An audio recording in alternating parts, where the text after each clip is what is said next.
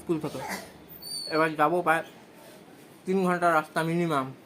কোথায় সকালে উঠে ফলাহার করবো, ফল খাবো, জল খাবো, দই চিনে দই, সে জায়গায় ছুটি নেই। এই মর্নিং স্কুল করে এলাম, তার জন্যে এখন এইসব বাজে বাজে খাবারগুলো খেতে হচ্ছে। কি বলবো, এগুলো কি ওপাশে। আর এই যে তারপরে পান্ত ভাত, এই হচ্ছে আজকের খাওয়া দাওয়া আমার। এখন পেঁয়াজ এলো আর তার সঙ্গে নারকেল। ঘড়িতে 10:30টারও বেশি বাজে। আরে গ্যাসের বড়ি প্রথম 3 বার ঠিকঠাক হয়েছিল, না খেয়েছিলাম, না খেয়ে থেকে হয়েছে। আর এবার তো 4র্থবার হবে।